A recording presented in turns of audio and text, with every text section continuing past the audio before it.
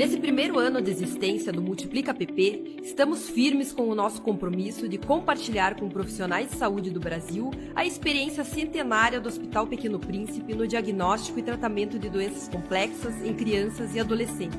Mais do que multiplicar todo esse conhecimento, o Multiplica PP também viabiliza recursos para que o hospital se aproxime cada vez mais da sua visão de ser um dos melhores lugares do mundo para receber e multiplicar cuidados em saúde de crianças e adolescentes. Neste ano foram 30 cursos realizados, com cerca de 650 horas-aula. Nosso corpo docente é formado por mais de 100 especialistas em pediatria, atuantes no Hospital Pequeno Príncipe e instituições de destaque no Brasil, que compartilham com os alunos experiências vividas ao longo da carreira. Mas os grandes protagonistas são os nossos alunos, que abraçaram o nosso propósito de cuidar das crianças e adolescentes nesse Brasil. Foram mais de 1.000 certificados emitidos. Foram mais de 11 milhões de pessoas impactadas com os nossos conteúdos em redes sociais. E assim vamos em frente, compartilhando conhecimento para formar profissionais qualificados tecnicamente, com um olhar humano para a história de vida de cada paciente e sua família. Parabéns a todos que nos acompanharam até aqui e fizeram desse primeiro ano do Multiplica um sucesso. Continuamos contando com vocês.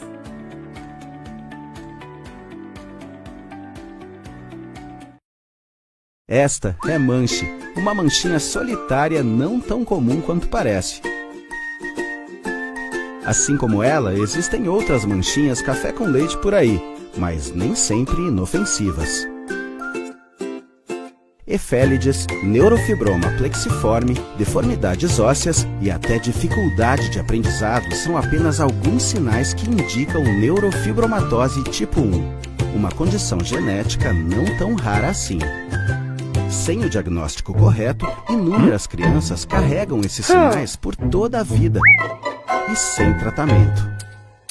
Observe, proteja, faça o diagnóstico. Não é só uma manchinha. É sinal de neurofibromatose tipo 1.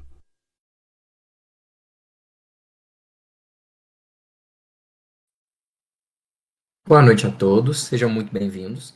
Vamos dar início à nossa última aula aberta do 9º encontro do Pequeno Príncipe sobre doenças raras.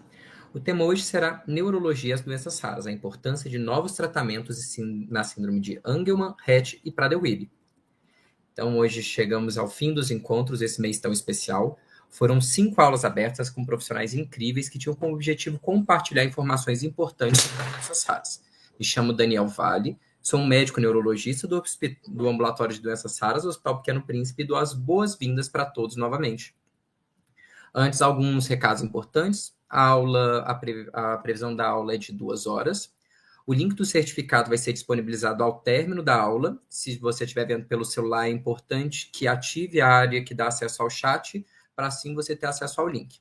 E para escrever no chat e enviar qualquer dúvida, é importante também se inscrever no canal do Multiplica. E nós esperamos as perguntas de todo mundo, todas elas vão ser respondidas no fim da aula.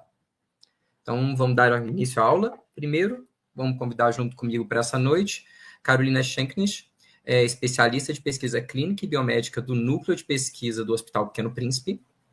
Boa noite a todos. Hoje temos 3 convidadas muito especiais, que são mães e conhecedoras e multiplicadoras das causas de doenças raras. Maria Fernanda Incote, que vai complementar a nossa aula falando sobre síndrome de Angelman. Boa noite a todos. Patrícia Espesal Milare Beltrão, que vai falar sobre a síndrome de Prader-Willi. Boa noite. Paula Ferreira Gotke, que vai falar sobre a síndrome de Rett. Boa noite. E a doutora Silmara Duncan, que é médica responsável do serviço de TMO do Hospital Pequeno Príncipe. Oi, boa noite, pessoal. Boa noite, sejam todos bem-vindos. E a doutora Silmara, por favor, pode dar continuidade ao nosso encontro. Obrigada, Daniel. Bom, pessoal, eu agradeço essa oportunidade para a gente falar um pouquinho sobre o nosso serviço, né? É um serviço de transplante de células tronco hematopoéticas do Hospital Pequeno Príncipe, onde eu sou uma das médicas desse serviço. Então, para explicar um pouquinho para vocês, né, o que é o transplante, só para acho que muitos de vocês não têm contato, né, sobre esse tratamento. Então, é um tratamento de alta complexidade, realizado em alguns centros aqui no nosso país, e que serve para tratar uma série de doenças. Então, ele é principalmente conhecido por tratar doenças malignas, né, principalmente as leucemias, mas também ele tem um papel importante numa série de doenças que a gente chama de não malignas, que são, na maioria das vezes, doenças raras. Então, para que o transplante ele vai servir? Ele vai ajudar a substituir uma medula óssea doente ou uma medula óssea deficitária por células-tronco saudáveis de um doador. Esse doador, ele pode ser de diferentes formas, né? Então, ele pode ser um transplante em que a pessoa recebe as suas próprias células, que a gente chama de autólogo, que acaba não sendo o foco hoje da nossa aula, porque ele serve principalmente para tumores sólidos nas crianças, em que a gente faz altas doses de quimioterapia e devolve para elas as próprias células. Então, a gente chama de autólogo. E o transplante, que é o foco de hoje, que é o transplante halogênico, em que o paciente ele recebe células retiradas de um doador, alguém que pode ser da própria família, 100% compatível, ou 50% compatível, que a gente chama desse nome de haploidêntico, ou um doador do banco de doadores, cadastrado no Redome, né? Então, uma pessoa saudável que se cadastrou voluntariamente para ajudar uma outra pessoa. Quais são as principais indicações dessa modalidade de tratamento? Então, para o transplante em que a gente recebe as células de outra pessoa, né, o transplante halogênico, a gente utiliza ele como terapia para leucemias, principalmente a leucemia linfóide aguda, de alto risco, então pacientes que tenham doenças mais graves. Além disso, para leucemia mieloide aguda, mielodisplasias e alguns tipos de linfoma. Serve também como tratamento para doenças não malignas. Então, essas são as doenças que a gente chama de doenças raras e que o nosso serviço tem uma grande expertise. Né? A gente pode tratar, então, os erros inatos da imunidade, que são as imunodeficiências, os erros inatos do metabolismo, algumas doenças em que tem uma falência na produção das células do sangue pela medula óssea e alguns tipos de anemias congênitas. De onde vêm essas células-tronco, né? Então, isso é uma curiosidade bastante grande que as pessoas sempre querem saber, de que forma que a gente obtém essas células. Então, a gente pode retirar elas diretamente da medula óssea, então, dentro de cada osso da gente, tem uma pequena fábrica do sangue, e lá, nessa fábrica, estão as células-tronco, que são as células-mães das outras células do sangue. Elas são a fonte que a gente precisa para realizar o transplante. Então, diretamente no centro cirúrgico, através, né, de uma coleta, direto do osso ali da bacia, mas também pode ser feita uma doação através de uma máquina que a gente chama férise, em que o doador ele recebe um medicamento que estimula a saída das células-tronco para a circulação, e nessa máquina elas são coletadas e depois transportadas e passadas para o paciente. E também existe uma fonte que é o cordão umbilical. Então, depois que nasce o neném, quando vai retira a placenta junto com o cordão, e a partir dali também pode ser retiradas células-tronco que servem para o transplante. Como funciona em si o transplante de medula óssea? Então, a gente tem uma linha do tempo, né, do que são os procedimentos que vão acontecer. Então, num primeiro momento, a gente seleciona o doador, vê se a doença do paciente realmente tem essa indicação, e ele começa um processo que a gente chama de condicionamento, onde ele vai receber altas doses de quimioterapia, radioterapia, para preparar o corpo dele para uma medula nova entrar. Eu não tenho como colocar uma medula nova em cima de uma medula deficitária, uma medula que não está funcionando direito. Eu preciso primeiro eliminar essa medula com esses esquemas de condicionamento para abrir espaço para a nova medula entrar. A partir dali acontece, então, a infusão da medula, nisso que a gente chama de dia zero, e um momento mais delicado do transplante, onde o corpo vai sofrer todas as toxicidades da quimio e da radioterapia, então vão ter problemas que podem acontecer em diferentes órgãos nesse momento, além da baixíssima imunidade que o paciente vai ficar. Então, ele vai ficar sem a produção das células da sua medula antiga até que a medula nova volte a funcionar. Isso demora mais ou menos 30 dias, até que a gente tenha pega ou enxertia desse novo transplante, e essas células-tronco voltam a produzir as células do sangue e voltam a funcionar normalmente.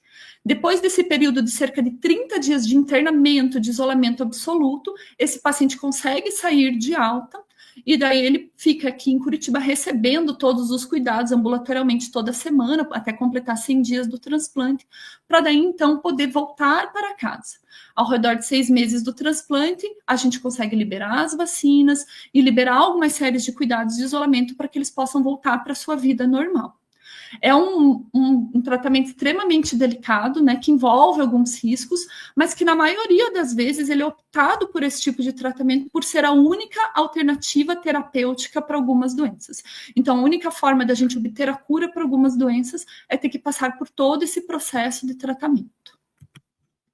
Então, o nosso serviço de transplante, ele se caracteriza por ser um dos maiores, exclusivamente pediátrico aqui do nosso país, aqui do Brasil, e isso só é possível graças a uma equipe multidisciplinar extremamente treinada e comprometida, né, em que envolve médicos, enfermeiros, dentistas, psicólogos, assistente social, uma série de especialidades, além do apoio de todas as especialidades do hospital. Então, o hospital, por ser um hospital de alta complexidade, ele conta com o apoio da cardio, da nefro, da UTI e da neurologia, e que nos ajudam muito ao decorrer de todo esse tratamento. Então, ele é feito atendimentos por SUS e convênios de pacientes que vêm referenciados dos seus médicos, né? Então, a gente recebe pacientes de vários locais. E a gente acabou se tornando uma referência em doenças raras por ter o serviço de doenças raras e que acaba, né, esse ambulatório acaba trazendo uma série de pacientes para a gente. Os nossos pacientes, então, vêm de todo o país, literalmente, né? Então, a gente já recebeu pacientes desde a Amazônia até o Rio Grande do Sul, e eles são todos encaminhados, então, pelos médicos de sua referência, que entram em contato direto com a nossa equipe. Para vocês terem uma ideia de como foi, né, o desenvolvimento de tudo isso ao longo dos anos, a gente começou em 2011 com os transplantes dentro do hospital, graças a um sonho, né, do Dr. Eurípides, que é o nosso grande pioneiro dos transplantes no Brasil e dentro do Hospital Pequeno Príncipe. E a ideia era que, juntamente com a equipe da oncologia, a gente pudesse atender a demanda interna. Então, por isso, a gente tinha 3 leitos de transplante. A partir de 2013, foi contratada uma equipe toda especializada em transplantes e a gente começou a fazer, então, os transplantes halogênicos, que são esses que recebem de outra pessoa. Isso trouxe um crescimento exponencial, então a gente começou a receber cada vez mais encaminhamentos de outros serviços e aquilo que foi feito para inicialmente atender demanda interna, acabou tendo que atender a demanda externa. Então foi optado por fazer um aumento do número de leitos desse transplante. Em 2016 foi feita uma reforma na nossa unidade e a gente passou então a ter um total de 10 leitos, que foram gradualmente sendo colocados em funcionamento até 2018. Nesse período, a gente começou, então, a poder fazer transplantes que a gente chama de não aparentados, usando doadores do banco de doadores, transplantes de sangue de cordão umbilical, e desde o início de 2011 até agora, a gente já transplantou mais de 493 pacientes, já foram 543 transplantes e 4 pacientes que puderam receber uma terapia celular que chama CAR-T-cell. Aqui a gente vê o crescimento do nosso serviço ao longo dos anos. Atualmente, a gente realiza cerca de 60 transplantes por ano em diversos tipos de doenças e também com diferentes tipos de complexidade, né? No início, a gente fazia transplantes de baixa complexidade, que a gente chama desses autólogos, e fomos crescendo, e atualmente a maior parte dos nossos transplantes utiliza doadores 50% compatíveis, que são esse tipo que a gente chama de haploidêntico, e doadores não aparentados, que são do banco de doadores.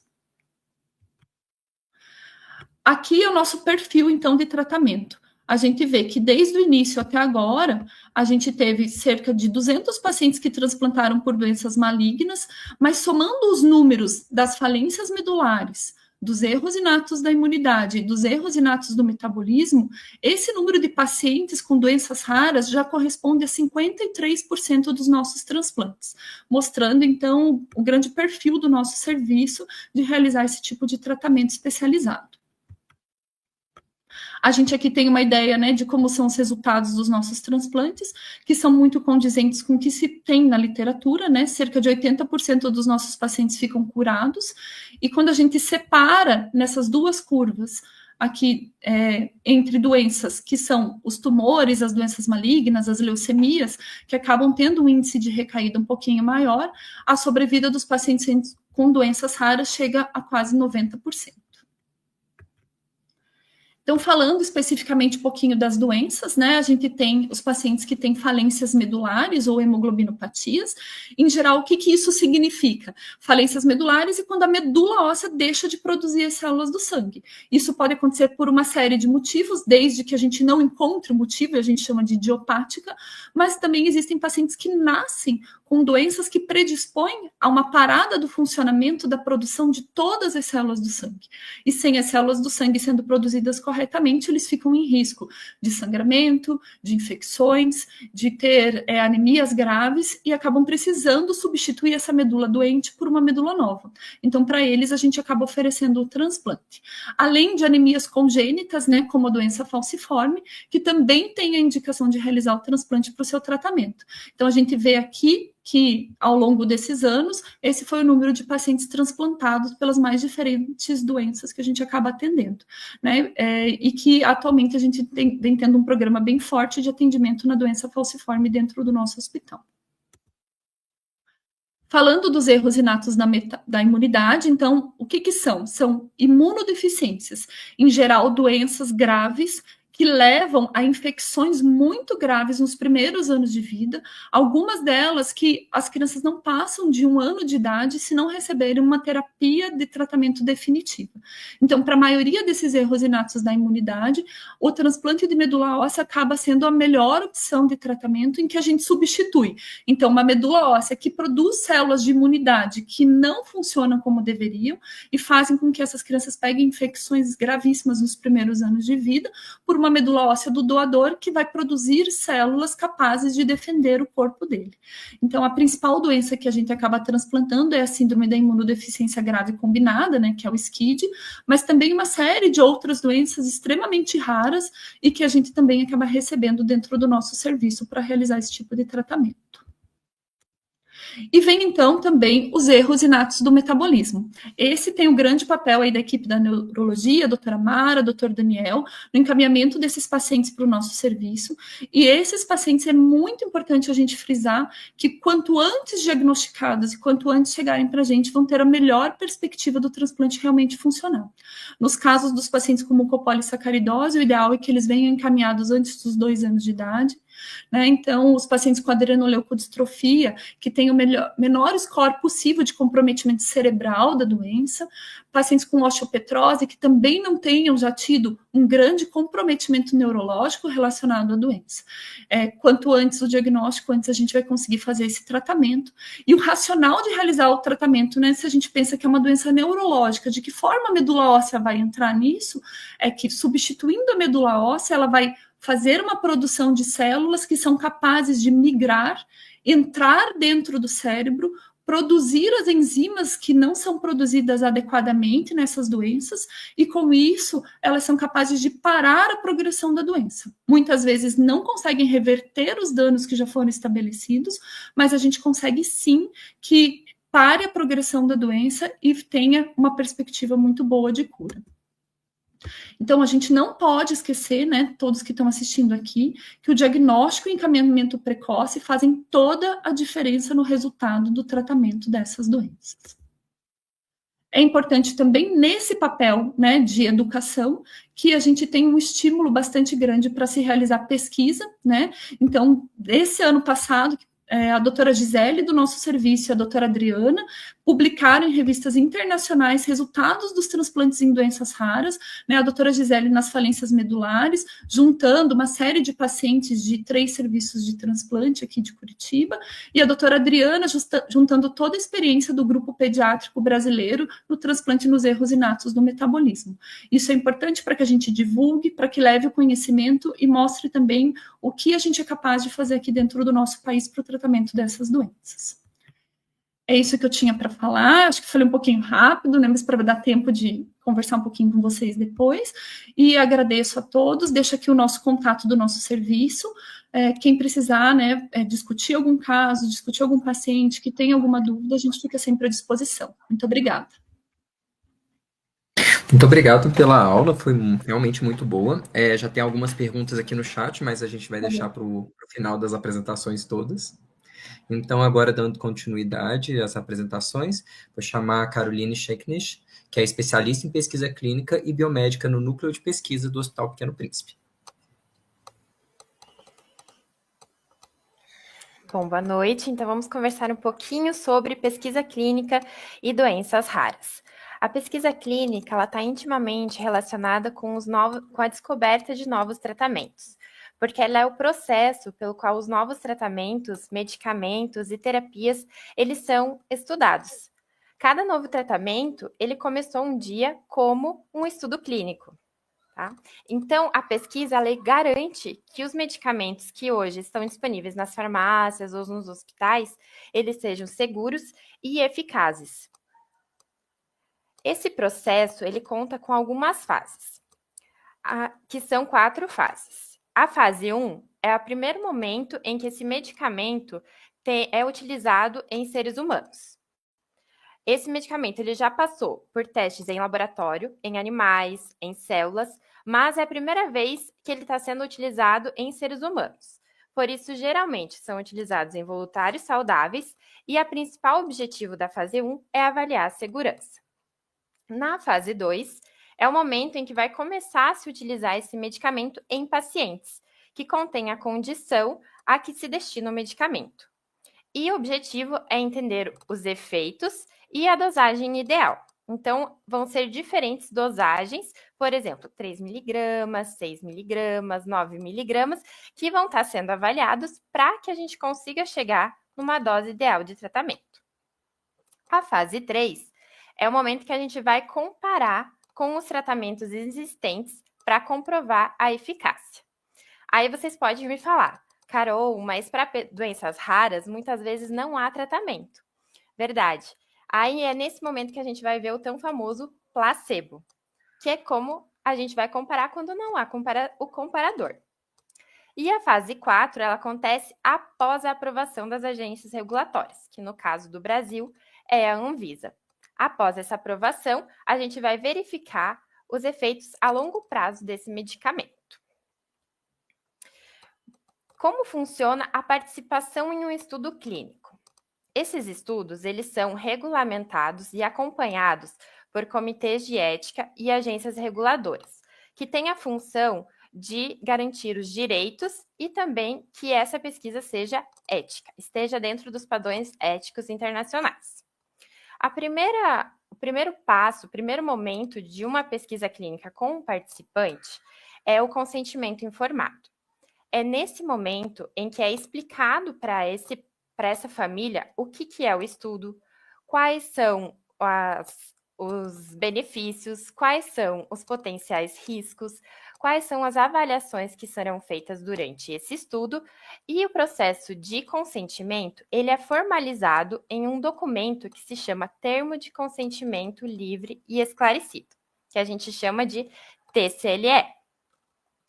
E também é importante frisar que os participantes eles têm a opção de desistir a qualquer momento. Então, a qualquer momento da pesquisa, o paciente é livre para desistir. Bom, cada estudo clínico ele possui um critério de participação, que são regras específicas. Por exemplo, idade, o tipo da doença, o histórico médico. E, ao iniciar esse procedimento de entrada no estudo, a gente vai passar por uma fase que a gente chama de triagem, em que são feitas avaliações médicas e exames que verificam se o paciente possui os critérios do estudo. Ele deve possuir algumas características, que é o que a gente chama de critérios de inclusão, e ele não pode possuir algumas características, que nós chamamos de critérios de exclusão. E esse é um momento que gera muita frustração para as famílias, porque muitas vezes a família sabe que há um medicamento que pode ser utilizado para a condição do seu filho, mas o paciente não apresenta os critérios. Então, por que é importante ter critérios? Esses critérios, eles vão garantir a qualidade dos resultados. Eles garantem que os resultados sejam confiáveis e reflitam o efeito real do tratamento. Por exemplo, digamos que Durante a fase de triagem, a gente fez alguns exames e viu que esse paciente apresenta algum comprometimento no fígado, um comprometimento hepático.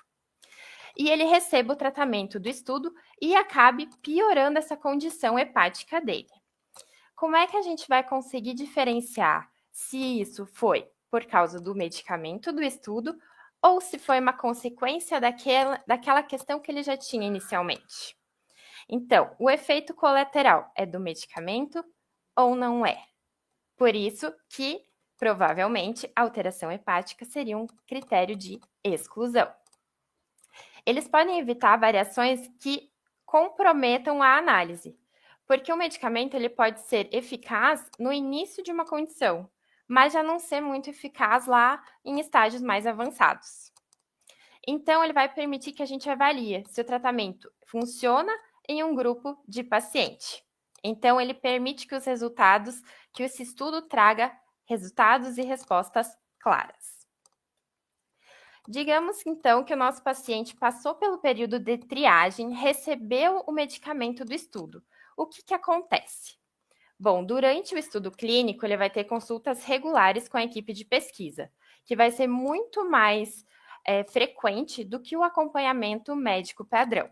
Hoje a gente tem estudos em que a gente vê o paciente a cada 15 dias, por exemplo. Esse monitoramento detalhado da saúde do paciente vai culminar num acompanhamento rigoroso. A gente vai conseguir avaliar muito bem o efeito do tratamento. Se esse tratamento está trazendo efeitos colaterais ou se ele está trazendo benefícios.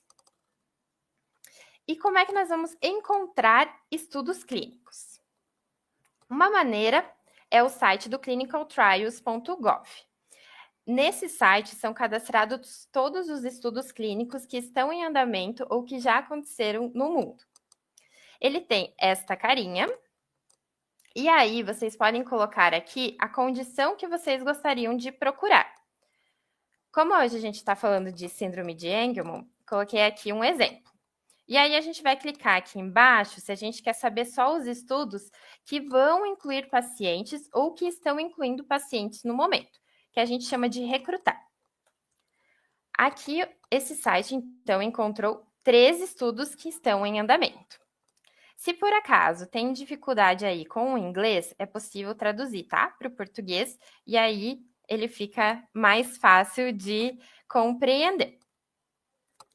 Perfeito. No mundo, a gente pode procurar no Clinical Trials, mas e no Hospital Pequeno Príncipe?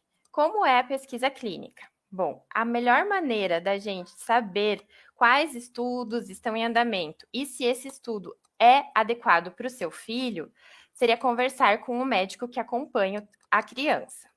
Os médicos, eles conhecem os estudos que estão ativos no hospital e também sabem os critérios e podem verificar se o seu filho pode ou não participar. Então, hoje nós temos 20 estudos clínicos ativos, distribuídos em várias fases. Então, estudos que ainda não começaram a incluir pacientes, 5 estudos que estão ativamente incluindo pacientes, 5 estudos que nós estamos acompanhando os pacientes que já foram incluídos, mas que nós não podemos incluir mais pacientes, 2 estudos que estão em fase de conclusão e 3 estudos que a gente chama de post-trial, que são estudos que já se encerraram, mas os pacientes se beneficiaram do uso do medicamento e pela legislação brasileira nós continuamos fornecendo esse medicamento até que ele seja disponibilizado no SUS.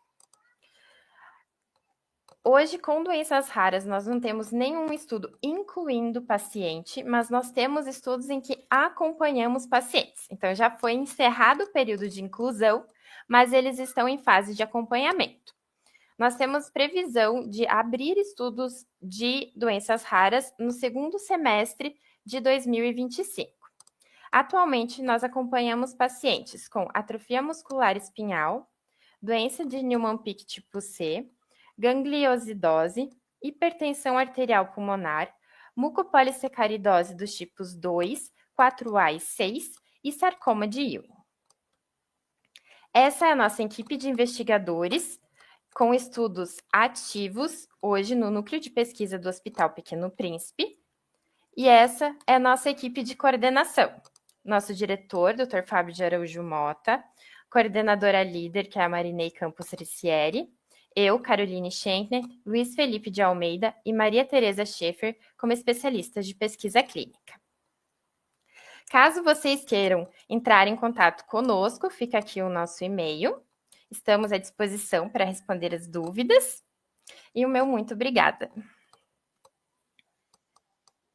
Muito obrigado, Caroline, pela apresentação, foi muito esclarecedora, bem didática. E se alguém tiver qualquer pergunta sobre essa parte de pesquisa clínica, pode mandar nos comentários que no final da aula a gente vai esclarecer todas as dúvidas, igual eu já tinha comentado. Dando continuidade agora, vamos chamar a Maria Fernanda Incotti, que vai complementar e vai falar um pouquinho sobre a síndrome de Angelman. Boa noite.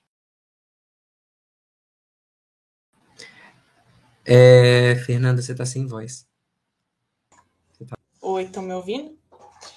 Boa noite a todos. Então, gostaria de agradecer, em primeiro lugar, ao convite, né, do Hospital Pequeno Príncipe, para poder falar um pouquinho mais aí sobre a síndrome de Angelman, que as pessoas chamam de diversos nomes, né, diversas formas diferentes. Então, Angelman, Angelman, ou até em espanhol, Angelman. Então, são várias formas, todas elas estão corretas, né? Não há uma forma única de falar. Eu vou falar a síndrome de Angelman, que é como eu estou mais acostumada. Então, eu sou diretora executiva e cofundadora da GAMAS, Iniciativa Brasileira de Atenção à Síndrome de Angelman. Eu sou especialista, né, na minha carreira, né, sou especialista em planejamento, participação popular e políticas públicas. E eu gostaria de, em primeiro lugar, assim, de verdade, agradecer o Hospital Pequeno Príncipe por esse momento que é um momento de letramento em saúde, né? Que é a capacidade que alguém tem de acessar, compreender e aplicar informações de saúde para tomar decisões informadas. Então, tem um artigo bem interessante que saiu no Orphanet ano passado, e ele fala, basicamente, assim, que as pessoas com doenças raras, elas vivem lacunas consideráveis, né, em relação às informações sobre a sua própria condição. Então, por isso é tão importante, porque a gente precisa dessas informações para ter autogerenciamento, estratégias de enfrentamento das condições com as quais a gente convive, e esse momento aqui é um momento para isso. Eu agradeço imensamente aí ao Hospital Pequeno Príncipe. Falando um pouco sobre síndrome de Angelman, ela é causada pela ausência ou pela perda de função no alelo materno do gene UBE3A no cromossomo 15. Então, a gente tem um grande grupo de pessoas, de 65% a 75%, que são casos de deleção do gene, da cópia materna do gene UBE3A e genes adjacentes ao UBE3A, e temos aí cerca de 25% a 35% de tipos que não são deleção. Então, mutação, dissomia uniparental paterna, defeito no centro de imprinting, mosaicismo. E aí depois, quando a gente for ouvir sobre Prader-Willi, né, a gente vai ouvir sobre o gene paterno do UBE3A. O que eu gostaria de frisar em relação a isso? Que a gente tem exames genéticos, né, principalmente para o caso de mutação, que precisam ser específicos, né? Eles precisam de sequenciamento do gene ou sequenciamento do exoma. E para os demais, a gente pode fazer um teste de metilação, testes mais simplificados, entre aspas, mas, em primeiro lugar, eu acho que o ponto aqui é frisar que o papel dos centros de referência é muito importante nesse sentido, né? Porque a gente percebe que as famílias, elas principalmente as que não são casos de deleção, crianças que não são casos de deleção, elas conseguem esses exames mais específicos de sequenciamento nos centros de referência. Isso é importante a gente frisar. Falando um pouquinho aqui sobre a jornada da minha família, da Gabi, minha filha, né, que hoje tem 4 anos, ela como paciente, como pessoa. Então, ela com 11 dias de vida, ela apresentava sinais que eram aqueles do recém-nascido, né? Muito choro, vômitos, muita constipação intestinal, ela dormia pouquíssimo. E foi investigada a PLV, nós passamos por vários profissionais e era associada a essa condição da imaturidade do recém-nascido. Porém, essas questões ainda permanecem até os 4 anos de vida agora, e a gente percebe que isso tem relação com a síndrome de Angelman. Ela, com 6 meses, era extremamente sorridente e sociável, e aos 10 meses, a pediatra percebeu que havia um atraso de desenvolvimento que a preocupou.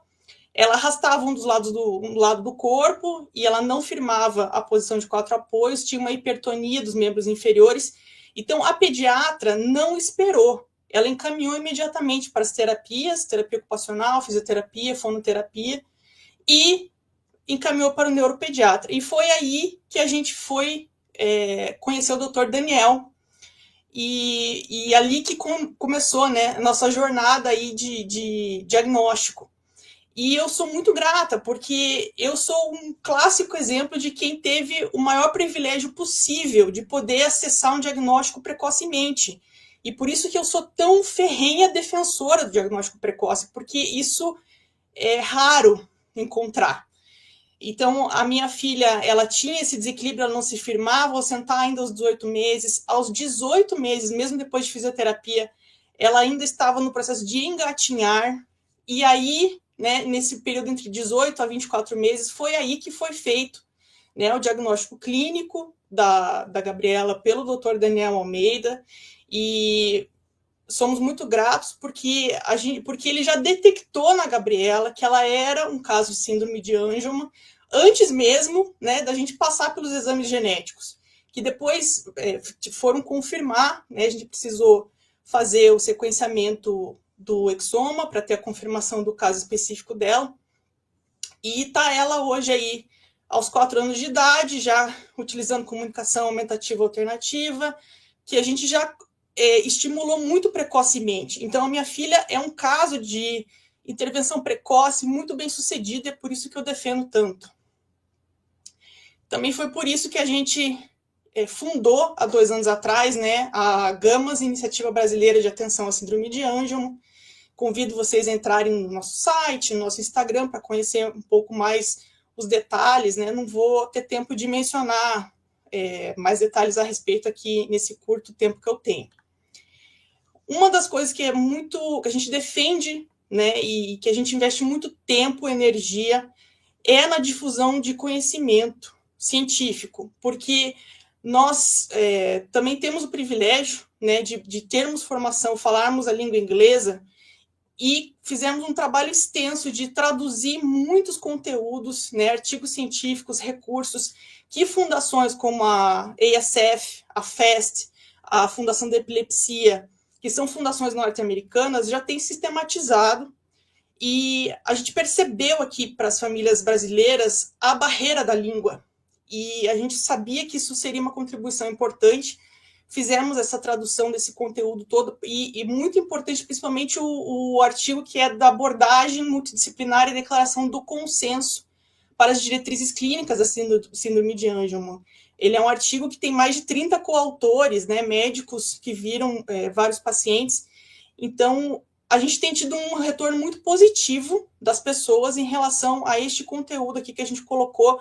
Professores, terapeutas, médicos, pediatras, neurologistas, a gente tem tido retornos super positivos, então convido todos a visualizarem. Eu acho que o Gabriel está colocando todos esses links no chat, tá bom, pessoal? Então, só para comentar aqui os sintomas da síndrome de Angelman, eu falei aqueles que a minha filha apresentou, né, e ela apresenta até hoje, ela tem uma melhora com as terapias habilitativas, mas a gente precisa citar também as crises epilépticas, déficits cognitivos, ausência ou limitação da fala, ataxia, tremores, a hipotonia, problemas de processamento sensorial, problemas gastrointestinais, dificuldade de deglutição, hipersensibilidade ao calor. São vários e vários sintomas, né, associados. Algumas crianças têm hipopigmentação da pele, pela questão da deleção de um gene ali adjacente ao gene B3A, e são comorbidades, às vezes, que se desenvolvem também ao longo da vida dos indivíduos. Não há uma expectativa, assim, não há um limite de expectativa de vida, né? São indivíduos que convivem com isso ao longo de toda a sua vida.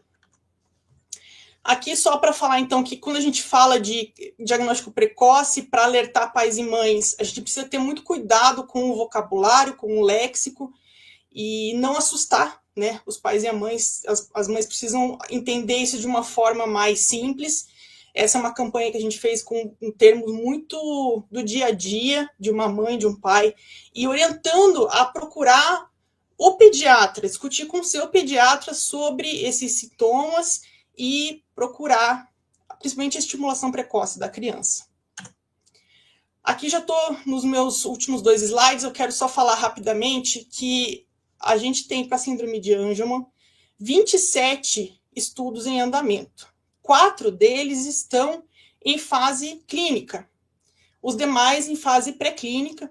Até quero comentar também com a doutora Silmara que existe estudo pré-clínico de células-tronco e acho super interessante a correlação com o que o trabalho do Hospital Pequeno Príncipe já realiza. Então, também quem quiser mais informações pode acessar nos links aí que a gente está deixando no chat. E, para finalizar, né, assim, para as famílias que têm interesse específico em estudos clínicos, existe um cadastro, né, feito pelo Instituto Cure já há 8 anos, com essa finalidade de criar um banco de dados das pessoas que vivem com a síndrome de Angelman no Brasil, para aquelas famílias interessadas no processo de estudos clínicos que possam vir a ser realizados aqui no país. Então, convido a acessar esse site institutocureangelman.com.br para quem tem esse interesse. Agradeço a oportunidade. Muito obrigada. Eu que agradeço, Fernanda, pela aula e pelos comentários. Foi bem elucidativo, foi bem fácil para a gente entender. E, realmente, igual você mesmo comentou, é importante a gente ter essa suspeita, a gente pensar na síndrome, porque se a gente não pensa, a gente não diagnostica e a gente não consegue iniciar o tratamento. E tratamento precoce, hoje em dia, a gente sabe que faz muita diferença, igual você comentou, tem muito tratamento que está por vir, e que a gente espera que realmente chegue em breve para a nossa realidade. Se tiverem perguntas também, no final da aula, a doutora Mari e a doutora Josiane também, que é a geneticista do hospital, também vão entrar, e elas também podem ajudar nessas respostas. Se você, então, qualquer dúvida, podem fazendo no chat. Então, agora, dando continuidade, vou chamar a Patrícia Bertão, que vai falar um pouquinho sobre a síndrome de Prader-Willi.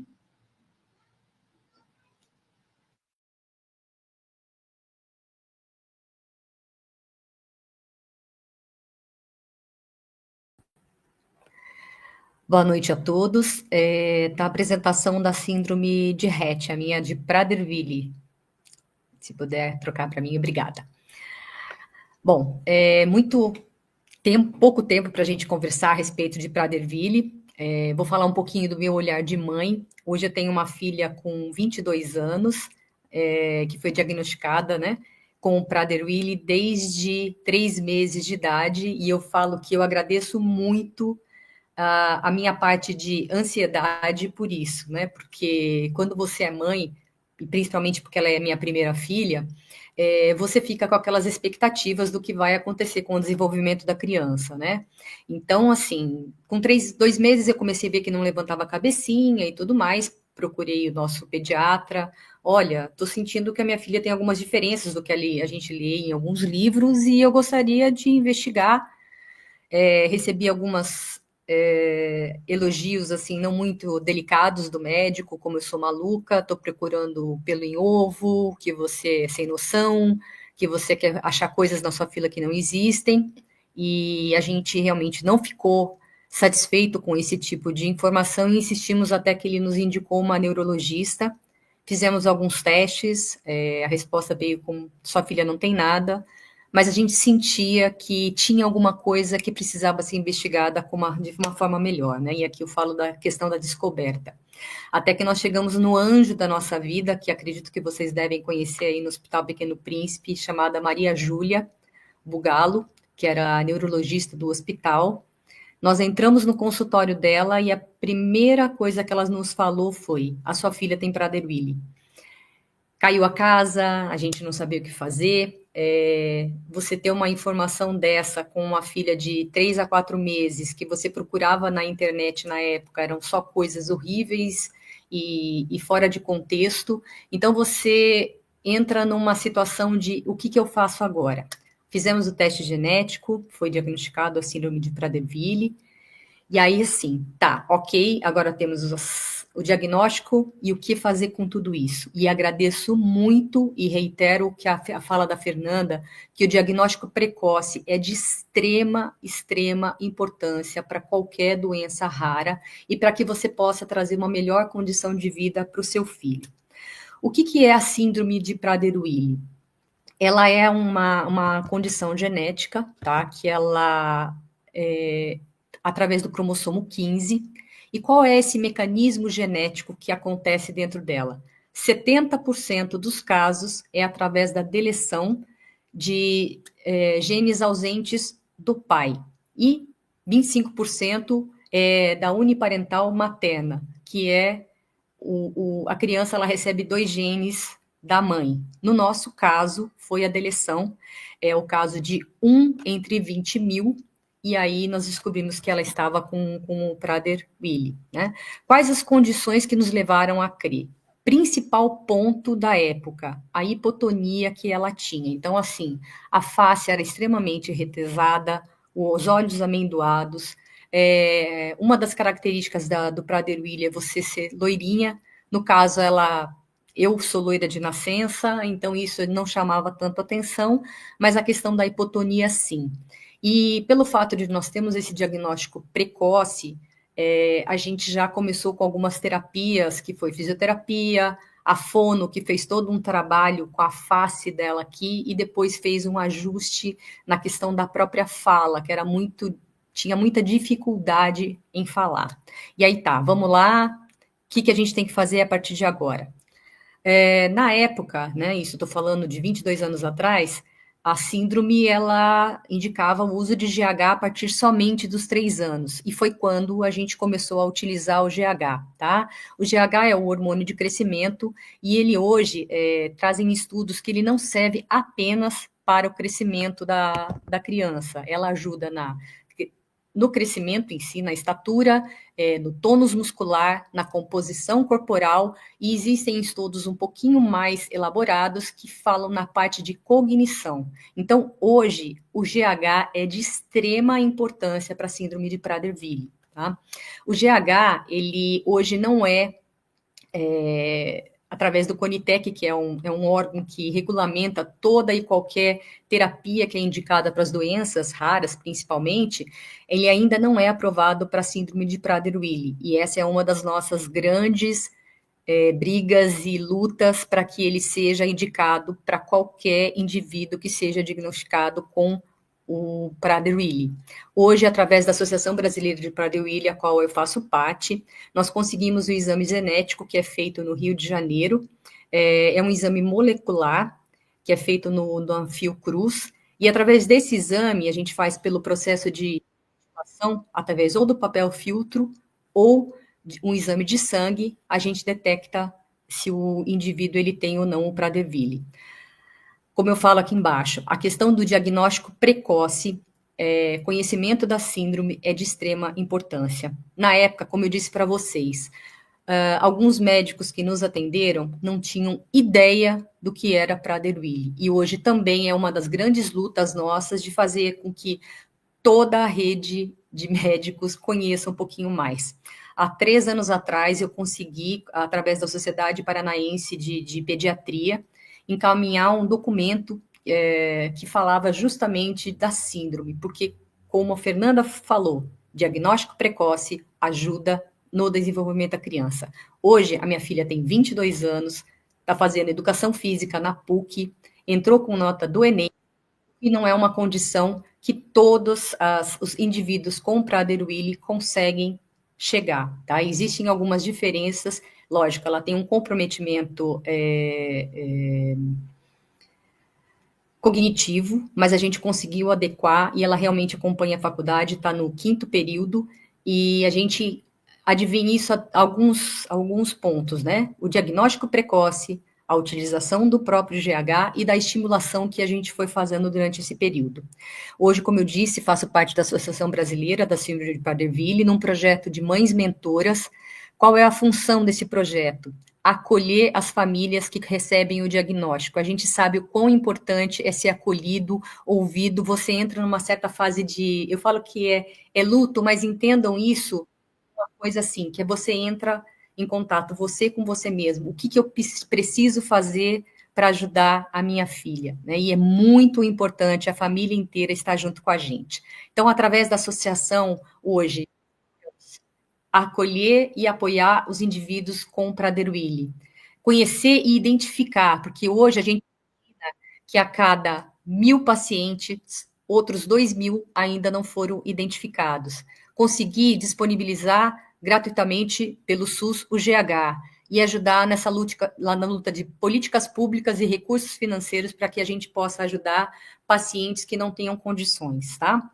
E para que você tenha uma situação melhor para o seu filho, o desenvolvimento, a rede de apoio, familiares, entender que a fome é um principal ponto da síndrome de Prader-Willi. Então, na primeira infância, a criança não tem muita fome, você tem que estimular para que ela desenvolva, e a partir dos 3 anos de idade, a condição de hiperfagia, que é você comer sem controle, ter fome o tempo todo, porque você não tem a informação do cérebro que fala assim, para de comer que vai estar sem fome, é muito complicada, né? A criança, ela não consegue controlar essa fome e essa condição, ela pode levar à obesidade extrema. E hoje a gente luta bastante nessa questão, porque como você não consegue identificar fisicamente a questão do Prader-Willi, muitas famílias vão descobrir essa questão lá na frente, quando a pessoa está com 8, 9, 10 anos, e é muito mais difícil de você conseguir o tratamento.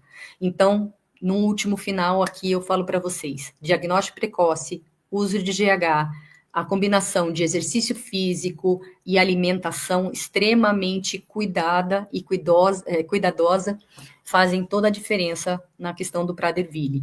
Hoje aqui nós temos essa nova integração das pessoas que cuidam da associação, a maioria são pais, né? Nós somos pessoas interessadas que buscam informações, e aqui nós temos algumas médicas que nos acompanham, e a gente está trabalhando bastante para que a gente possa trazer uma melhor qualidade de vida.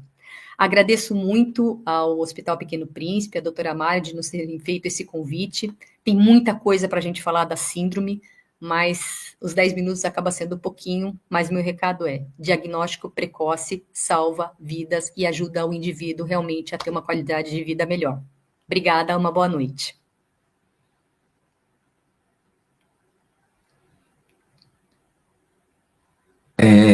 Obrigado pela fala, Patrícia, e realmente bem interessante esses pontos que você falou, e eu vou querer até ressaltar um deles, porque geralmente o primeiro sintoma é a hipotonia, que é a criança ser mais molinha, e muitas vezes isso fica sendo passado como é preguiçosa, como não é nada, e uma das características do Prader que eu posso falar que muitas vezes atrasa o encaminhamento correto é porque a hipotonia vai melhorando. E aí, ele Sim. foi devagarzinho e vai evoluindo. E aí, quando eles chegam para a gente, na hora que vai fazer o recordatório, os sintomas já estavam presentes desde lá da maternidade, com dificuldade de mamar, a criança que era muito molinha, demorou para sentar, e e as pessoas se preocupam quando começa a obesidade. Então, muitas vezes já chega para a gente com 5, 6 anos para investigação já de uma obesidade de baixa estatura. Então, ele é baixinho, já está ficando mais obeso, e a gente já perdeu muito tempo que a gente podia ter feito um tratamento precoce.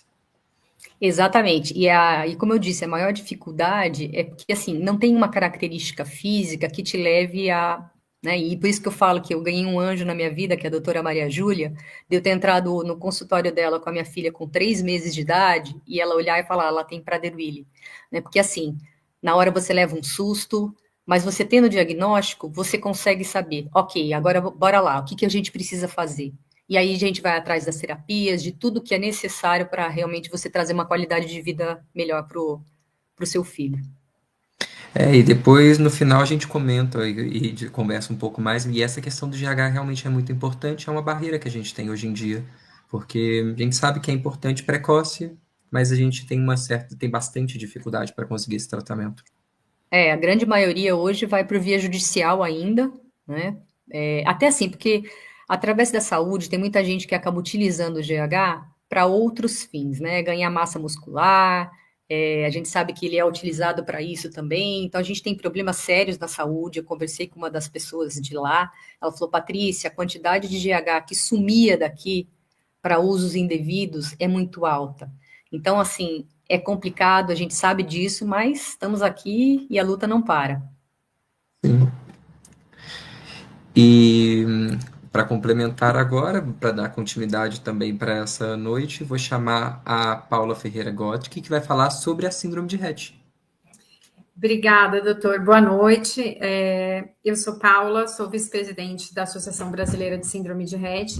Sou mãe da Aline, que é uma criança que tem 10 anos e tem síndrome de Rett. A Aline teve o diagnóstico em 2017. Em 2018, eu passei a atuar como voluntária da Abrit. Assim como a Fernanda, meu primeiro papel foi traduzir conteúdos, né? Porque quando eu comecei a pesquisar, né, logo que a gente teve o diagnóstico, eu procurava informação e tudo que eu achava eram informações em inglês, né? No Brasil tinha pouquíssima informação. Felizmente a gente, né, eu e meu marido falamos inglês, então a gente conseguiu, né, levantar bastante conhecimento e chegou um momento que eu falei, poxa, podíamos dividir isso com as pessoas. E aí eu acabei conhecendo a Abrit, que é uma associação bem antiga, ela foi fundada em 1990 pela Isis, que ainda é voluntária na associação, que é mãe também de uma mulher com síndrome de Rett.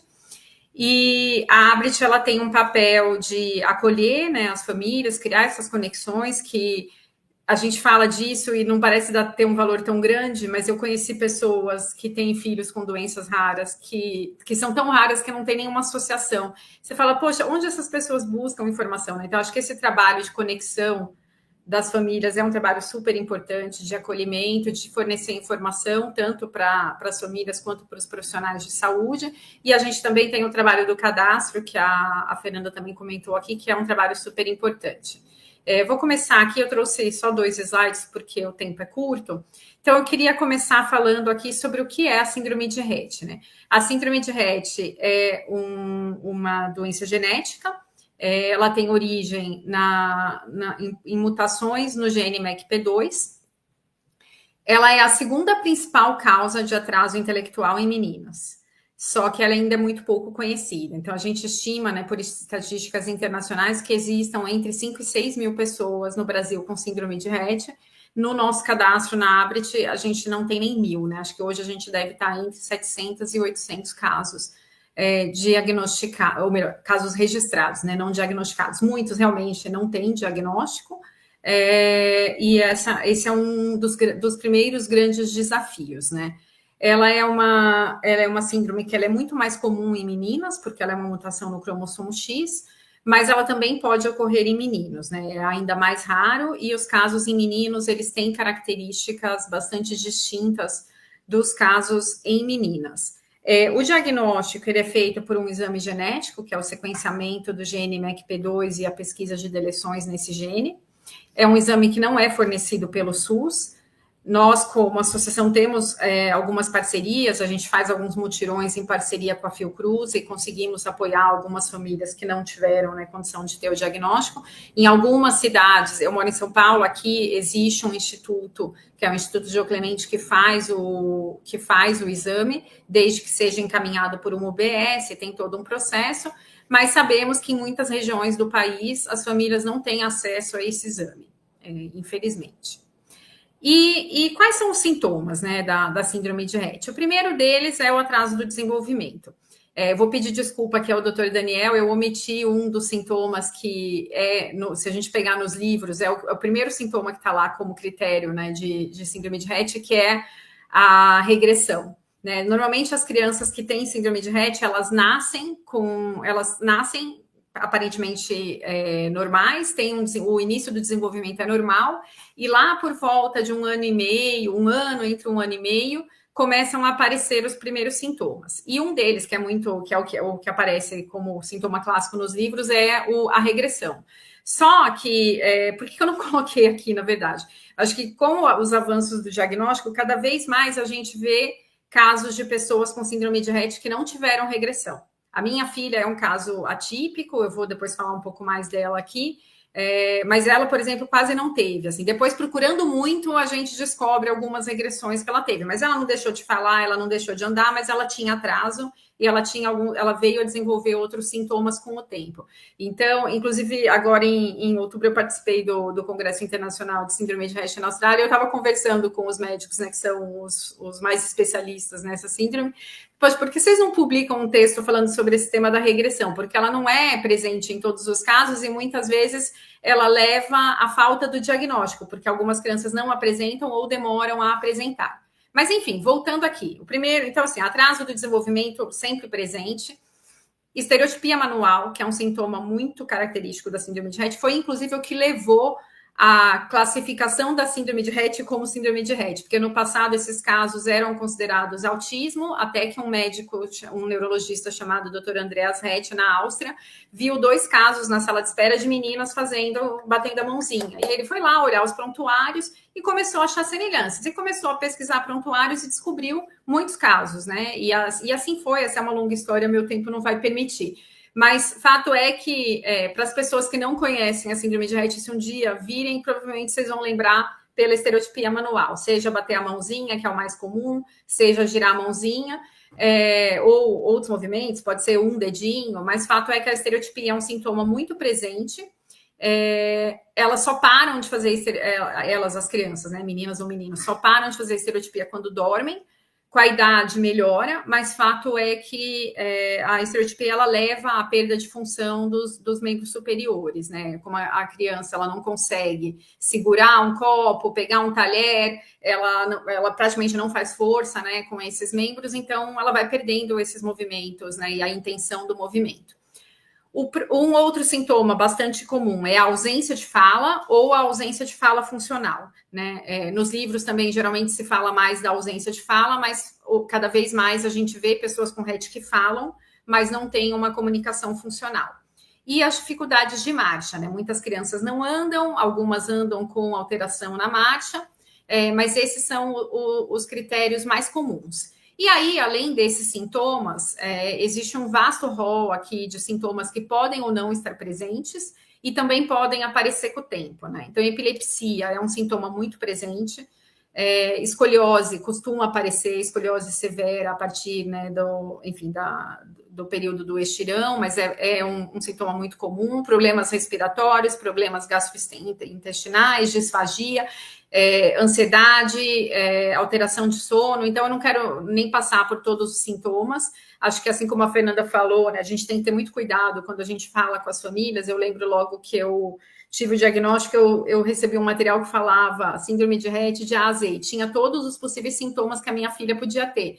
E eu olhei para aquilo e eu falei, não, eu não vou olhar para isso agora, né? Porque eu não sei o que ela vai ter ou não. E acho que essa foi a melhor decisão que eu podia ter tido, senão eu ia estar sempre preocupada, né? Vomitou, nossa, será que ela está desenvolvendo algum problema gástrico, né? Então, acho que esse é um ponto, assim, podem acontecer muitas coisas ou podem não acontecer. Conforme com a melhora do diagnóstico, antes só tinha diagnóstico clínico, a partir do momento que a gente passou a ter o diagnóstico genético, começaram a aparecer mais casos atípicos, né, de síndrome de Rett e que não apresentam todos esses sintomas. Então, acho que também não adianta a gente sofrer por antecipação, né? Um ponto muito importante é que a síndrome de Rett não é degenerativa, isso já foi comprovado cientificamente. Então, é muito importante que a gente estimule essas crianças, né, com terapias, crianças e adultos, né, com terapias multidisciplinares, com todos os cuidados adequados, porque elas podem, sim, ter uma qualidade de vida muito boa. Existem pacientes com síndrome de Rett em idade avançada. Aqui no Brasil, a gente tem uma senhora, né, deve ter, acho que agora 67 anos, a Patrícia, que mora no Rio, e está bem de saúde, tem uma qualidade de vida boa. Existem muitos outros casos ao redor do mundo, então acho que esse é a primeira coisa que a gente gostaria, né, que as famílias soubessem, que as crianças podem ficar muito bem. Quando a minha filha teve o diagnóstico, o primeiro choque foi que a síndrome de Rett era uma doença que não tinha tratamento e não tinha cura, né? E aí eu comecei e todo mundo falava para mim, né? Mas a ciência está avançando tanto. E eu falava, mas e aí, né? E quando chega esse avanço, né? E aí eu comecei justamente a pesquisar quais eram as perspectivas, né? Que testes que existiam. Não tinha um teste de terapia genética na época que foi cancelado depois, era um teste da Novartis. Teve uma série de testes de medicamentos que não foram bem sucedidos, né? Não passaram da fase 2. Porque, de fato, a síndrome de Rett ela tem uma desregulação neurológica muito grave, né? O gene MECP2 ele tem um papel ali de orquestrador de outros genes que atuam no neurodesenvolvimento e isso acaba tendo um comprometimento muito grande. Então, por isso até que vários desses testes fracassaram, porque quando tentavam tratar sintomas específicos, não se conseguia cruzar essa barreira. E aí, em 2023, foi aprovado nos Estados Unidos o primeiro medicamento que visa tratar essa desregulação da síndrome de Rett e, com isso, trazer uma melhora do quadro como um todo, né? Então, pode melhorar os problemas de comunicação, pode melhorar os problemas de marcha, pode melhorar os demais sintomas, né, respiratórios, etc. Não tem um efeito igual para todos os pacientes. Esse medicamento se chama Daebu. Ele é fabricado por um laboratório chamado Acadia e não está disponível no Brasil ainda, né? Nem tem, enfim, a gente tem buscado bastante o laboratório, mas eles ainda não têm planos de solicitar o registro no Brasil. E além desse medicamento, existe um outro teste também de um outro medicamento com uma finalidade parecida, mas a grande promessa são as terapias genéticas, né? Hoje existem 2 testes clínicos de terapia genética para Rett em andamento nos Estados Unidos e no Canadá. Um é de um laboratório que se chama Neurogene, o outro se chama Taysha. Os 2 estão acho que bem avançados na fase 1, 2, então esperamos que ao longo desse ano e do próximo ano tenhamos as publicações dos resultados desses primeiros testes. E aí, só antes de eu passar para o próximo slide, assim, eu esqueci de comentar uma coisa que é importante, né? Voltando para a fala de que a síndrome de Rett é a segunda causa principal de deficiência intelectual em meninas. E ainda assim, muito pouca gente ouviu falar sobre ela. Assim, acho que o grande sonho que a gente tem é que quando aparece uma menina num consultório de um pediatra com um atraso intelectual, que esse pediatra encaminhe para pesquisa, né? Encaminha para um geneticista investigar, e isso não acontece, né? A primeira causa é a síndrome de Down, e um paciente com síndrome de Down, ninguém tem dúvida que tem síndrome de Down. Mas síndrome de Rett, muitas vezes os médicos nem conhecem, assim como, acho que não sei se foi a Fernanda ou a Patrícia que falou, eu também, quando eu comecei a falar dos sintomas, a pediatra da minha filha na época também, essa mãe que é louca, não tem nada errado, tal. Mas fato é que quando começa a aparecer a deficiência intelectual, se não aparecerem os demais sintomas, né, que acho que se a criança não anda, se a criança não fala, tem mais chances do médico encaminhar corretamente, ainda que não tenha nenhuma hipótese tão clara. Mas quando a criança anda, fala, e ainda assim tem deficiência intelectual, ela deveria ser investigada para síndrome de Rett, e isso acontece em pouquíssimos casos, né? Infelizmente. A minha filha foi ter o pedido de exame lá com 2 anos e 6 meses, depois de eu já ter passado 1 ano sofrendo, ouvindo dos médicos que eu era louca, etc. E a gente podia, tudo bem, não ia mudar tanto o curso, né, da evolução dela, mas a gente podia ter economizado esse 1 ano de sofrimento. Eu vou passar aqui, e eu queria compartilhar aqui um pouco com vocês de como que é, né, o dia a dia da vida de uma família com síndrome de Rett, que não deve ser muito diferente de muitas outras síndromes raras, né? Então, o primeiro aqui eu trouxe aqui o grupo das terapeutas da minha filha, né? E aí é um grupo que tem 12 pessoas, né? 2 somos eu e meu marido, mas o restante são as 10 terapeutas que atendem ela. Graças a Deus, a gente tem a sorte de poder ter toda essa equipe, e são terapeutas maravilhosas, mas fato é que são muitas terapias, né? Fono de mastigação, fono de comunicação alternativa, TO, fisioterapia ABA, pedagoga, porque minha filha faz homeschooling, enfim, é uma equipe, professora de natação, etc. É uma equipe maravilhosa e que tem um papel fundamental no desenvolvimento da minha filha, né? E acho que o que eu gostaria de, como mãe e como membro da associação, é que todas as famílias pudessem dar esse nível de cuidado. A gente sabe que nem todo mundo consegue, mas se não consegue dar tudo isso, que consiga fazer a físio, consiga fazer, enfim, alguma atividade física, né, que é super importante, mas que as famílias não desistam, né, de buscar recurso e buscar apoio para conseguir ter um atendimento terapêutico para os seus filhos. E aí, compartilhando aqui, né, é uma vida cheia de adaptações, né, então o brinquedo é adaptado, a bicicleta é adaptada, a natação é adaptada, a brincadeira de aniversário da boneca é adaptada ali com o comunicador do lado. É uma vida com muita criatividade, né? Então eu trouxe essa foto aqui da esteira. Se vocês observarem, ela está usando um coletinho jeans, que foi um colete que a gente criou, né? A gente pegou uma jaqueta, mandou fazer uns bolsos para colocar peso nesses bolsos, porque a gente precisava de um recurso para colocar peso nela, né, para melhorar a postura na esteira e tal, e aí a gente vai criando, né, junto com as terapeutas, como que a gente poderia fazer isso, até porque aqui no Brasil a gente não tem tanta oferta, né, de produtos adaptados, ou quando tem é caro, então muitas vezes a gente tem que improvisar e buscar soluções criativas, e felizmente sempre tem uma alma boa ali para nos ajudar nessa jornada.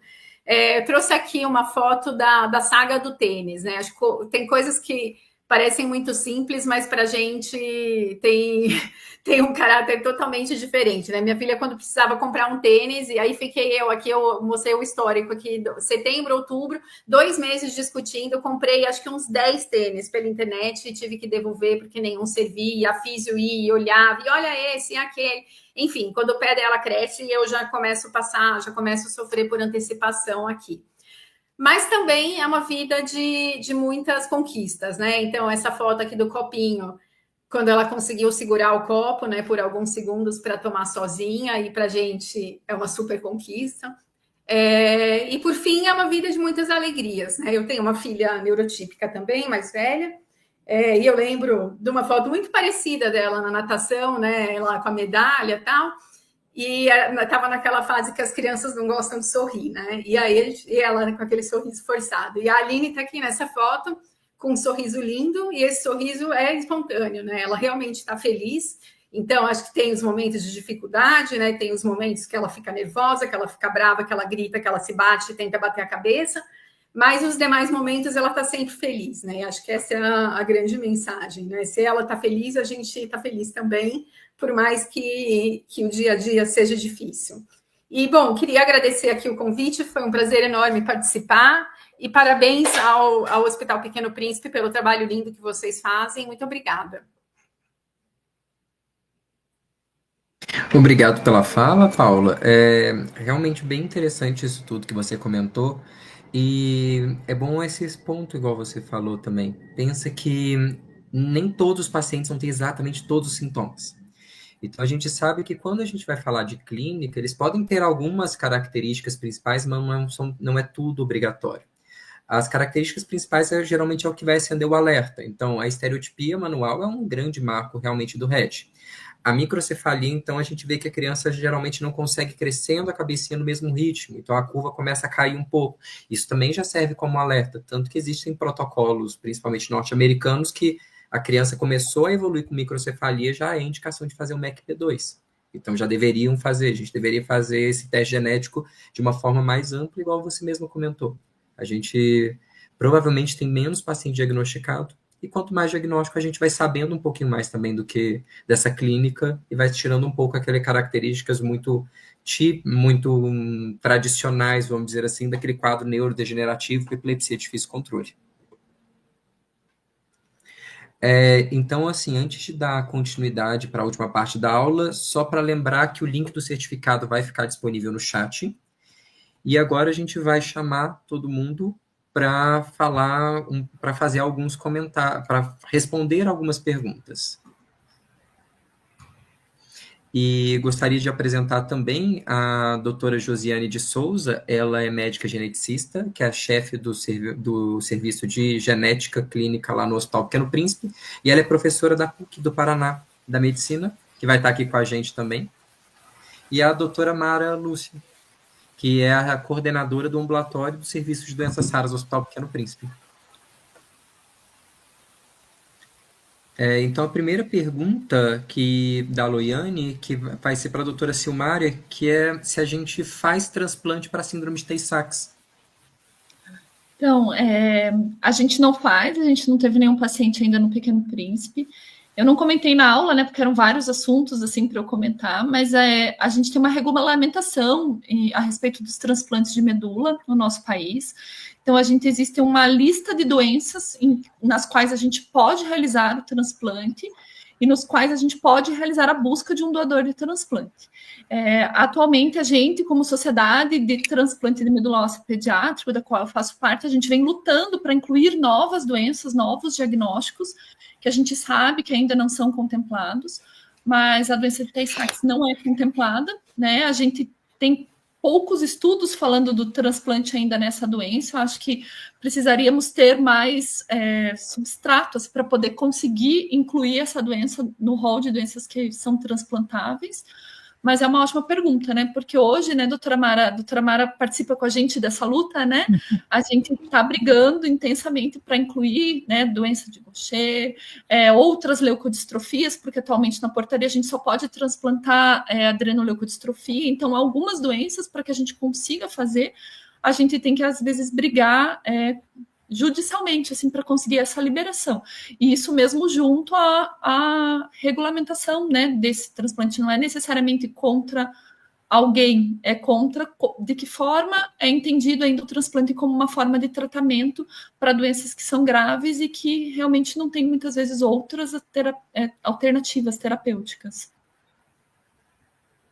E aproveitando, Silmara, só mais uma pergunta, que essa eu gostaria de fazer.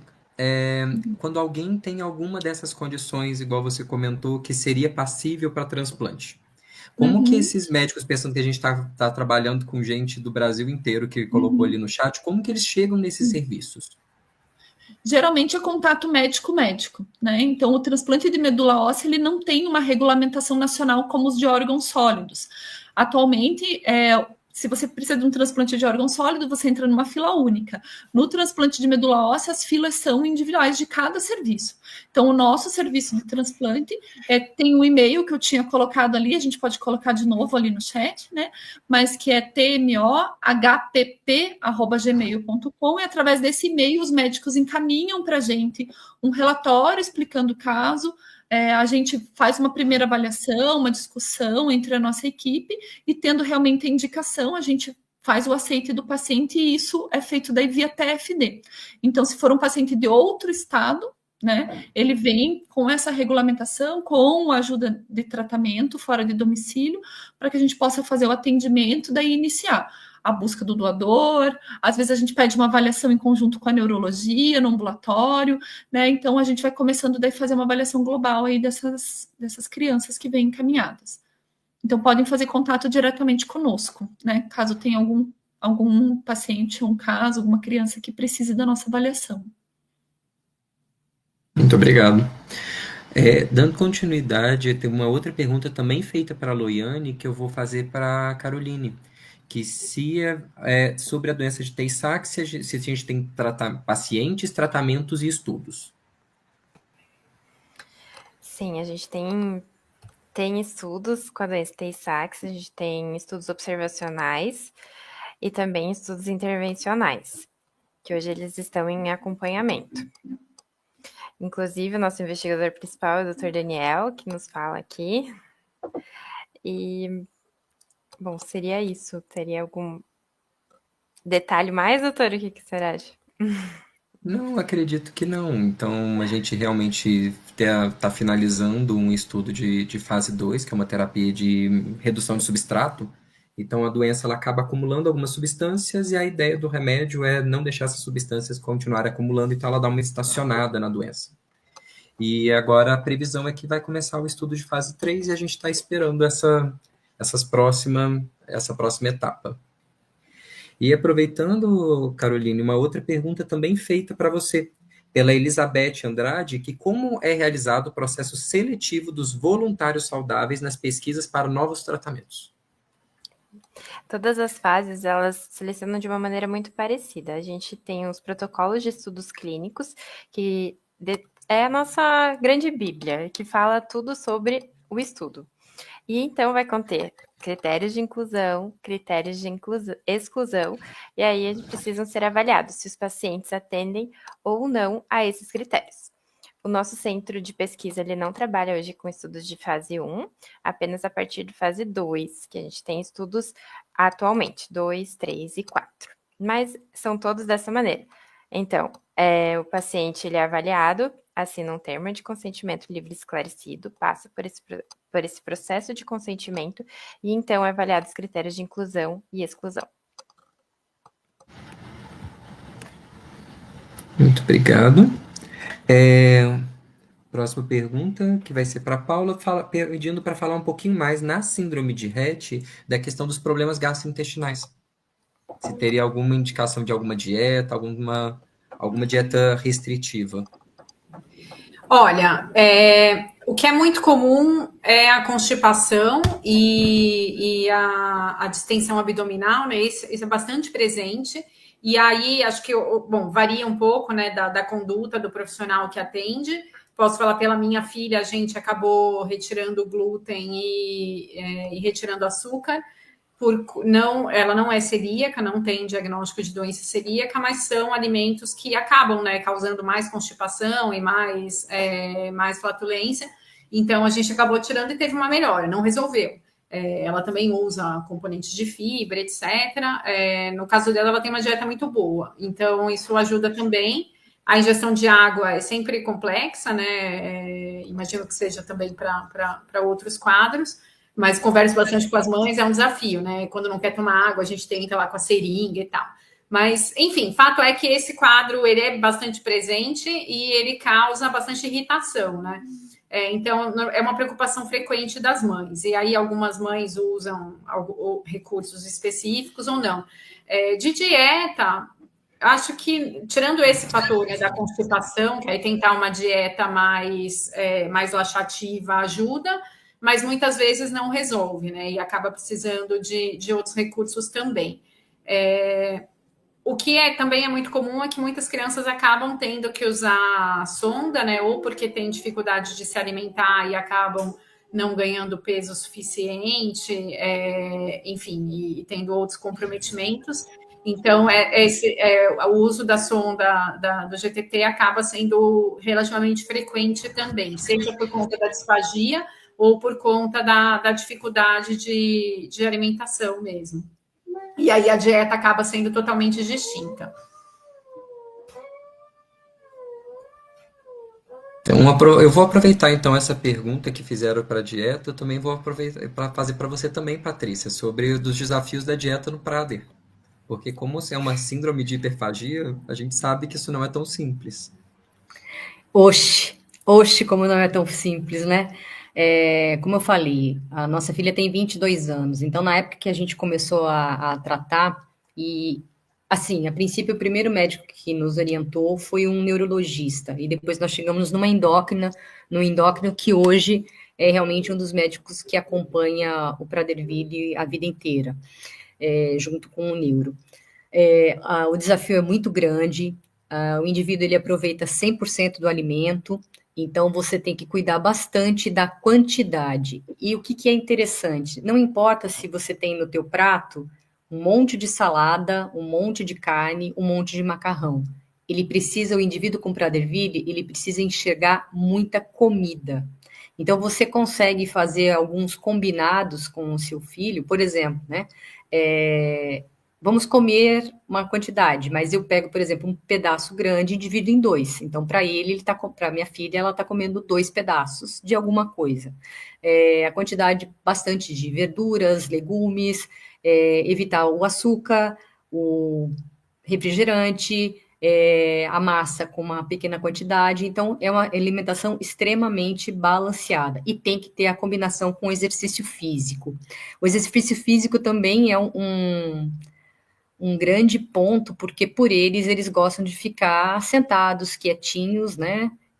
Vendo uma TV, um celular, alguma coisa assim, e você tem que estimular bastante essa questão do exercício físico. Então, essa combinação daí da alimentação saudável, com a proteína correta, com a quantidade de fibras,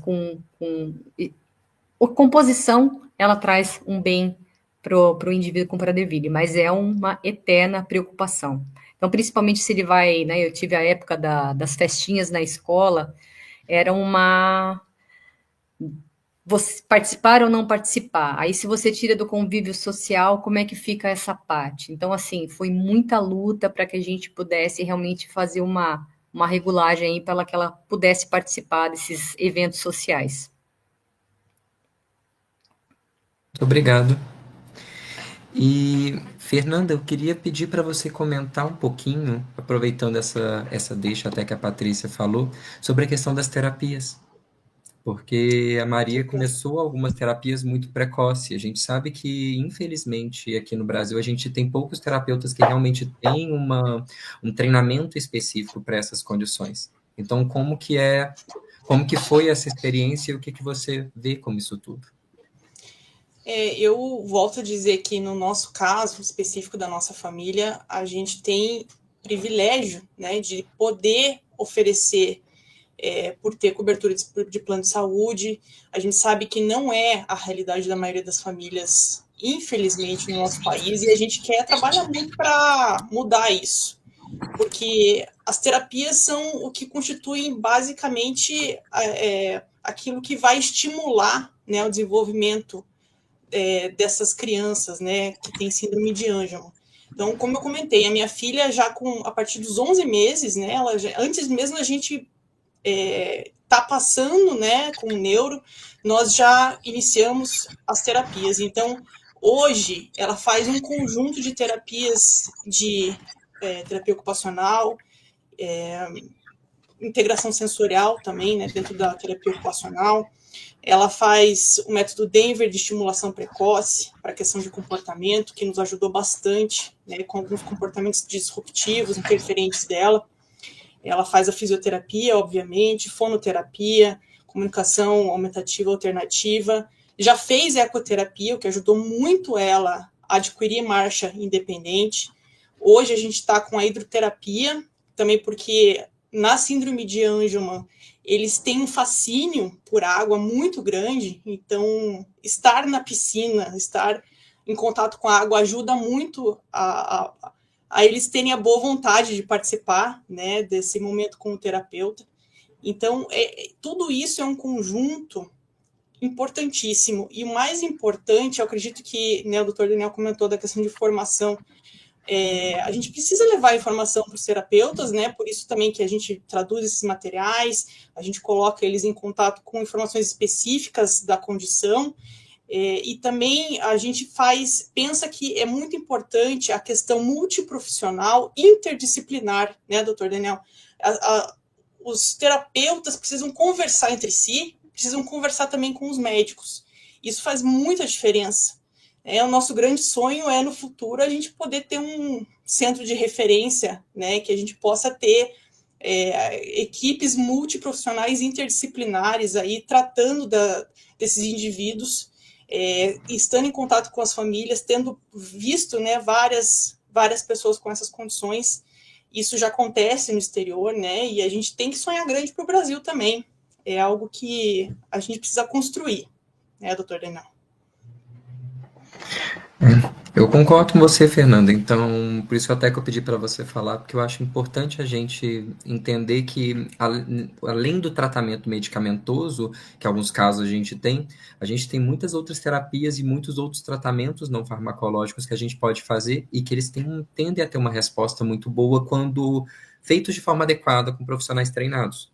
E aproveitando que a Elizabeth Andrade fez essa pergunta, eu já vou ver se eu consigo responder, que é sobre onde que os terapeutas podem buscar atualização para terapias específicas para crianças com doença rara. Algumas dessas condições a Fernanda já respondeu, Então, ele precisa ter um treinamento básico para casos atípicos, mas entendendo que as doenças raras, elas são isoladamente muito incomuns, a gente precisa desse treinamento continuado. Então, a gente precisa estudar, precisa ler sobre aquela condição específica, quais são as particularidades, o que eu posso fazer de diferente naquela condição. E alguma delas, a gente já tem algumas respostas que a gente não precisa fazer por tentativa e erro.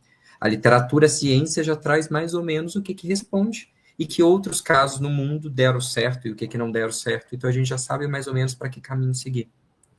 Então, é esse treinamento de quadros atípicos e dessas métodos bases e a gente saber as particularidades das doenças raras isoladamente. Até se eu puder fazer um complemento aqui da Fernanda, acho que isso é um sonho de todas nós, né, que buscamos, porque um centro de referência que pudesse ter todos esses tipos de terapia, eles fazem toda a diferença no desenvolvimento dos indivíduos que têm doenças raras, né, então, o nosso sonho, é também a nossa luta, quem sabe a gente dá as mãozinhas aqui e sai buscando juntas uma forma de trazer esse centro para cá, em algum local. Excelente. E tinham feito uma pergunta no chat sobre o local para fazer o exame para a síndrome de Rett em São Paulo. Se você quiser comentar um pouquinho, Paula. Sim, bom, o instituto que eu comentei é o Instituto Jô Clemente, ele atende moradores do município de São Paulo. O processo ele faz exames genéticos não só, né, da síndrome de Rett, mas para outras doenças também. E o processo para conseguir ter acesso ao atendimento desse instituto, ele tem que começar pela saúde pública, então a família tem que passar pela UBS, a UBS vai encaminhar, nossa, me fugiram as siglas agora, desculpa, gente, mas assim, a UBS vai encaminhar para o geneticista, e aí ele vai encaminhar e solicitar a avaliação do Instituto Jô Clemente, e lá eles vão fazer o exame, né, e retornar para a família com o diagnóstico positivo ou não. E esse também é o mesmo processo para ter acesso às terapias do Serviço de Saúde Pública, né? Então, tem centros terapêuticos, acho que ainda não tem, né, o centro de referência, né, como as outras mães estavam comentando aqui, que de fato é um sonho.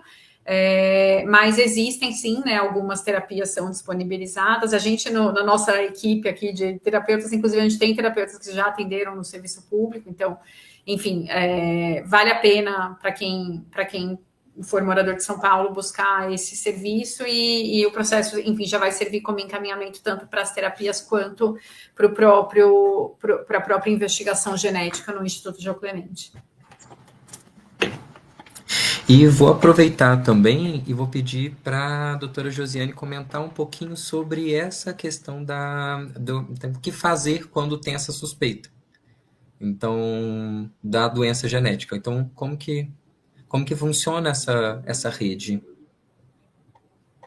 Bom, para o nosso serviço, que foi o primeiro centro de doenças raras cadastrado pelo SUS, né, a gente consegue fazer todos os exames que a gente precisa. Então, para ser encaminhado para ambulatório de doenças raras, ele pode ser encaminhado para genética ou para neuropediatria, ou para algumas outras doenças, como fibrose cística, para gastro, pneumo e osteogênese para endócrino. Então, depende de qual é a principal suspeita do paciente. Então, para a genética, aqui em Curitiba, a fila não é grande. A gente tem filas para os exames, né? A gente consegue todos e tem algumas filas. Então, o encaminhamento parte da unidade básica de saúde para nível terciário, pode ser genética ou outro.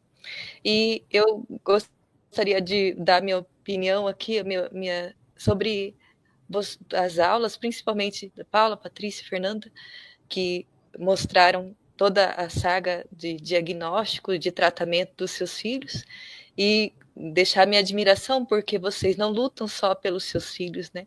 Lutam pelo diagnóstico, pela equidade de tratamento de tantas outras famílias, né?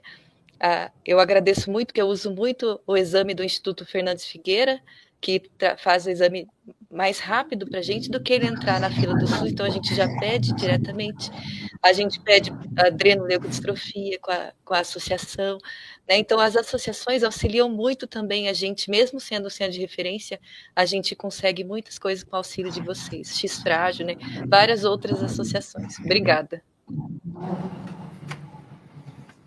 E só para complementar, porque tem gente do Brasil inteiro, então existem núcleos, centros de referências em doenças raras em toda a parte do Brasil. Então, tem no Rio Grande do Sul, tem em Santa Catarina, temos aqui no Paraná, tem no Rio de Janeiro, tem em São Paulo, tem em Minas Gerais, tem na Bahia, tem agora, eu acho que em Belém também tem agora, tem em Fortaleza.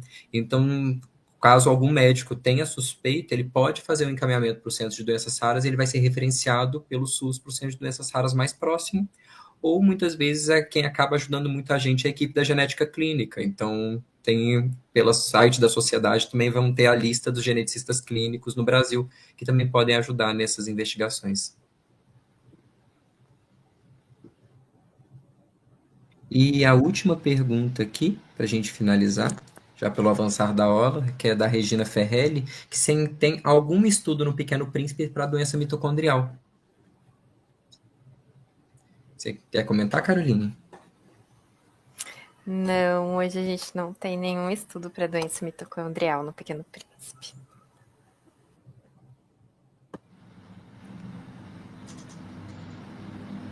E a doutora Mara quer comentar um pouquinho sobre a doença mitocondrial? Acho que, Daniel, boa noite a todos, né? Acho que eu já vou comentar e já vou finalizar, né? Eu acho que, assim, as doenças mitocondriais, né, como a Carol falou, a gente não tem estudo, a gente tentou, mas não conseguiu, né? Tem uma medicação hoje que a gente sabe que está tendo uma eficácia até positiva para algumas mutações, e é uma doença que não é tão incomum assim, incidência de 1 para 4 mil, as doenças mitocondriais. Então, uma grande gama da população acaba tendo, e a gente sabe que tem fenótipos diferentes, então o mesmo gene em uma mesma família apresenta sintomatologias diferentes, né, como miopatia, miocardiopatia, alterações endócrinas, alterações neurológicas, e assim vamos pela frente. Mas eu acho que é uma coisa que vem modificando, eu acho que está lento, mas tem uma luz no fundo do túnel. Eu sei que esse estudo que estava no Canadá ele já fechou, e tem algumas famílias que estão comprando a medicação aqui no Brasil. O custo é alto dessa medicação, né, super alto, e a gente não sabe tão eficaz. Eu tenho 2 crianças que usam essa medicação e tiveram benefício com a medicação para doença mitocondrial, mas estudo aqui no Brasil a gente ainda não tem, infelizmente. Quem sabe não vem logo, né? Então, assim, para finalizar, posso finalizar, Daniel? Posso? Sim, por favor. Deixa eu só apresentar novamente, então, a doutora Mara Ferreira Schmidt Santos, que é médica neurologista e a coordenadora do ambulatório de doenças raras do Pequeno Príncipe, e ela vai fazer o encerramento, e é ela que está por trás de todos esses eventos que aconteceram e esse encontro em referência às doenças raras. Imagina, queria, né, dar uma boa noite a todos, e é uma grande satisfação ver tantos profissionais de peso que temos em prol de uma causa tão nobre que são as doenças raras. As doenças raras, eu trabalho há mais de 30 anos com tudo isso, e eu lembro como era difícil a gente ter voz nas doenças raras. Então, hoje a gente sabe que temos voz, né? Então, hoje tanto é comemorado o Dia Mundial das Doenças Raras e celebrado todo dia 28 de fevereiro, e nada mais importante do que compartilhar conhecimento pela equidade e acesso aos diagnósticos e aos cuidados de saúde para o pessoal que convivem com alguma doença rara. Então, nós sabemos dessas aulas, a nossa ideia de trazer essas aulas abertas, que teve esse objetivo de trazer esse conhecimento, trazer essa equidade, para que todo mundo possa assistir, para que todo mundo possa melhorar o seu conhecimento. E que tudo foi preparado, tenho certeza, com muito carinho, e com muito que essas informações cheguem às famílias e aos profissionais de saúde. Nós temos o nosso ambulatório, né, desde 2007 a gente tem um ambulatório de doenças sem diagnóstico, onde o acesso à genética era muito difícil, a gente tinha que fazer os diagnósticos clínicos de Angelman, clínicos de Rett e clínicos do Prader-Willi.